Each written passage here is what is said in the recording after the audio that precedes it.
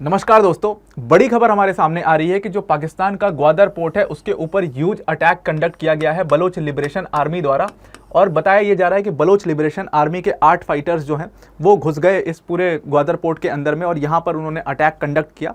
और इस चीज़ की पुष्टि खुद बलूचिस्तान के जो चीफ मिनिस्टर हैं उन्होंने अपने ट्विटर हैंडल से करी कि हाँ ऐसा एक अटैक हुआ है, लेकिन ये जो आर्म्ड फाइटर्स घुसे थे बलूच लिबरेशन आर्मी के उनको मार दिया गया है। अब जाहिर सी बात है इसमें पाकिस्तानी ऑफिशियल्स की भी डेथ हुई होगी, लेकिन वो डेटा तो पाकिस्तान कभी नहीं देगा, ना उसके अखबार में छपेगा। बट आप ऐसा मान के चलो कि ये डेटा जरूर से छुपाया गया होगा। वहाँ पर भी दोनों साइड से, जब एक साइड से 8 लोग मरे हैं तो अगली साइड से भी 2-4 लोग तो मरे ही होंगे, तो दैट इज़ फॉर श्योर। अब ये जो ग्वादर पोर्ट है ये एक्चुअल में लाई करता है साउथ वेस्टर्न प्रोविंस में बलूचिस्तान के। और जो पाकिस्तान का बलूचिस्तान प्रोविंस है वो काफ़ी ज़्यादा डिस्टर्ब्ड है, क्योंकि यहाँ पर पिछले 75-76 सालों से सेपरेटिस्ट मूवमेंट चल रहा है और इसी में ऐसा डिमांड है कि बलूचिस्तान को पाकिस्तान से अलग कर देना चाहिए। और इसी डिमांड के लिए बलोच लिबरेशन आर्मी जो है ये लड़ रही है। अब ये जो बलूचिस्तान पूरा प्रोविंस है, इसका जो ग्वादर पोर्ट है ये एक्चुअल में सिर्फ पाकिस्तान के लिए इम्पॉर्टेंट नहीं है, ये चाइना के लिए भी बहुत ज़्यादा इंपॉर्टेंट है। पाकिस्तान तो ग्वादर पोर्ट को लेकर के बड़े बड़े सपने देखता रहता है। पाकिस्तान का ऐसा मानना है कि इस ग्वादर पोर्ट को वो साल 2045 तक पूरा दुनिया का सबसे बिजिएस्ट पोर्ट बना देगा। ठीक जैसे चाइना का शंघाई पोर्ट है आज की डेट में, वैसे ही ग्वादर पोर्ट को बनाना चाहता है पाकिस्तान, जहाँ पर एक साथ 150 शिप्स डैक हो सकें एक बार में, ऐसा पाकिस्तान का मानना है। और इसीलिए पाकिस्तान जो है वो ग्वादर को लेकर के काफ़ी ज़्यादा एग्रेसिव रहता है, क्योंकि चाइना का जो सीपेक कॉरिडोर है, चाइना पाकिस्तान इकोनॉमिक कॉरिडोर, उसका सबसे इंपॉर्टेंट पॉइंट जो है वो एक्चुअल में ग्वादर की सिटी है, ग्वादर का पोर्ट है। अब चाइना अपने सीपेक कॉरिडोर से बेसिकली क्या कर रहा है, देखो ये मैप है, ये बलूचिस्तान का पूरा प्रोविंस है और यहाँ पर लाई करता है ग्वादर पोर्ट।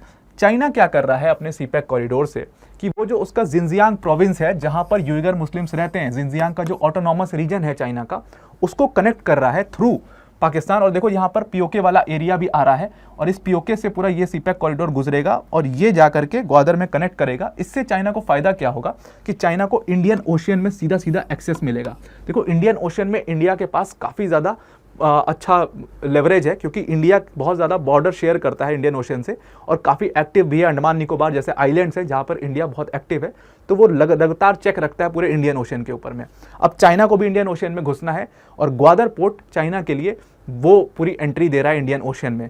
ठीक उसी के साथ साथ ग्वादर पोर्ट से ही मिडिल ईस्ट का भी एक्सेस मिल जाएगा चाइना को, और चाइना यूजुअली इसीलिए ग्वादर पोर्ट में इन्वेस्ट कर रहा है अपने सीपेक कॉरिडोर के थ्रू। अगेन ये जो सीपेक कॉरिडोर है ये बेल्ट एंड रोड इनिशिएटिव जो है चाइना का, उसी के अंडर में एक फ्लैगशिप प्रोग्राम है और इसी के तहत ऑलमोस्ट $6 बिलियन तो चाइना ने दे ही दिए थे पाकिस्तान को।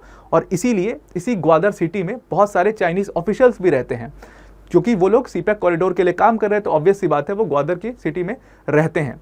और इसीलिए यहाँ पर रेगुलर अटैक की आपको घटना मिलती है। बलूचिस्तान में भी पिछले महीने भी हमने सुना था कि ईरान के साथ लगातार स्ट्राइक हुई थी, जहाँ पर पाकिस्तान में एक टीटीपी ने अटैक किया था, फिर वही अटैक बलूचिस्तान के अंदर भी किया गया था जो कि ईरान के अंदर में है, और उसके बाद रिटेलिएटरी अटैक ईरान ने पाकिस्तान के ऊपर किया था। ये सारी चीज़ें आपको सुनने को मिलती हैं जो बलूचिस्तान से रिलेटेड। वो इसीलिए है क्योंकि बलूचिस्तान में ये सीपेक का एक तो काम चल रहा है, इसलिए वो इंपॉर्टेंट है, और इसीलिए सारे जो आतंकवादी संगठन हैं वो बलूचिस्तान को अपना टारगेट बनाते हैं। अब आप मानो कि जो बलूचिस्तान है यहाँ पर इतना इन्वेस्टमेंट चाइना कर रहा है, लेकिन फिर भी यहाँ के लोग जो हैं वो इतना प्रोटेस्ट क्यों करते हैं, क्यों वो चाहते हैं कि पाकिस्तान से अलग हो जाए बलूचिस्तान। देखो बलूचिस्तान के लोगों की प्रॉब्लम जो है वो बहुत जेन्युइन प्रॉब्लम है। प्रॉब्लम मेजर वहाँ पे ये है कि वहाँ की जनता आज भी गरीब है। आप यकीन मानिए जो बलूचिस्तान है वो पाकिस्तान का सबसे पुअरेस्ट प्रोविंस है आज की डेट में भी, जबकि वहाँ पर ऑलमोस्ट पूरे पाकिस्तान का सबसे बड़ा जो कॉपर रिजर्व्स है वो बलूचिस्तान के अंदर में है। अभी पिछले साल ही वहाँ पर बहुत बड़े गैस रिजर्व्स पाए गए थे पाकिस्तानी गवर्नमेंट द्वारा। इतना कुछ नेचुरल रिसोर्सेस होने के बाद भी बलूचिस्तान के जो आम लोग हैं वो आज भी बहुत गरीब हैं, और यही उनका मेजर कंसर्न है कि हमारे पास इतने सारे नेचुरल रिसोर्सेस हैं, तब भी बाहर की कंपनियां आकर के इसका एक्सट्रैक्शन करती हैं, सारा पैसा यहाँ से लेकर के जाती हैं, आधा पैसा ये पाकिस्तान की गवर्नमेंट खा जाती है, लेकिन बलोच लोगों को वहाँ पर कोई भी रिप्रेजेंटेशन नहीं मिलता है, कोई फ़ायदा इसका नहीं मिलता है, कोई जॉब नहीं मिलती है वहाँ पर, यहाँ तक कि लाइट तक नहीं रहती है, पूरा अंधकार है बलूचिस्तान के अंदर में। इन सारी प्रॉब्लम्स को लेकर के बलोच लोग जो हैं वो हमेशा प्रोटेस्ट करते रहते हैं, और वो ये चाहते हैं, वहाँ के आम लोग भी ये चाहते हैं कि बलूचिस्तान को पाकिस्तान से अलग कर देना चाहिए। नाउ जो ये सीपेक कॉरिडोर है, China Pakistan economic corridor, it has prove to be a huge disaster for Pakistan. ये लगातार जो डिस्टर्ब्ड एरिया बलूचिस्तान का है तो है ही, लेकिन सीपैक के थ्रू जो पैसा आया पाकिस्तान के पास, उससे जो फ़ायदा होना चाहिए था पाकिस्तान के लोगों का, वो एक्चुअली में नहीं हुआ है। और ये बात खुद इमरान खान ने भी कही है और बहुत सारे जियोपॉलिटिकल एक्सपर्ट्स कहते हैं कि CPEC has prove to be a great disaster for Pakistan. और ऐसा ये कहा जा रहा है कि सीपैक के थ्रू पाकिस्तान को फ़ायदा तो नहीं हुआ है, लेकिन वो चाइना की जो डेट ट्रैप पॉलिसी है, जो डेट ट्रैप डिप्लोमेसी है, शायद पाकिस्तान उसमें फंसता जा रहा है। और इसीलिए आप देखो, एक इतना पैसा इन्वेस्ट होने के बाद भी पाकिस्तान को और लोन चाहिए, बार बार वो IMF दौड़ के जाता है लोन मांगने, चाइना से लोन मांगता रहता है। ये सब क्यों हो रहा है? क्योंकि जो पैसा पाकिस्तान को मिला है वो पैसा सारा इतना करप्ट है उसका अपर ऑफिशियल कि वो सारा पैसा खा गया है। और अब उनके पास इस प्रोजेक्ट को चलाने के लिए पैसा भी नहीं बचा था। इसीलिए आप देखोगे कि 2 महीने काम भी रुक गया था पूरा सीपैक कॉरिडोर का। और इमरान खान ने भी खुद इस चीज़ को कहा था कि ये सीपैक कॉरिडोर जो है ये बहुत बड़ा डिजास्टर साबित हो रहा है पाकिस्तान के लिए, और इसीलिए ये काम को अभी फिलहाल के लिए रोक दिया गया, क्योंकि पैसा ही नहीं बचा है इस पूरे कॉरिडोर के काम को कंटिन्यू रखने के लिए। तो सेकेंड फेज ऑफ जो अमाउंट है वो पाकिस्तान को फिर से चाइना ने दिया, और तब जाकर के ये काम दोबारा से शुरू हो पाया है। अब ये जो इतने अटैक्स होते हैं बलूचिस्तान में, इसका मेन रीज़न क्या है? इसका बहुत कारण डीप है और बहुत पुराना कारण है। जो ये बलोच लिबरेशन आर्मी लड़ रही है ना, ये बेसिकली जो लड़ रहे हैं कि बलूचिस्तान को पाकिस्तान से अलग करा दो, ये एक्चुअल में बहुत जेन्युइन कंसर्न भी है। देखो हुआ क्या है कि बलूचिस्तान का ये 75-76 साल पुराना प्रॉब्लम है।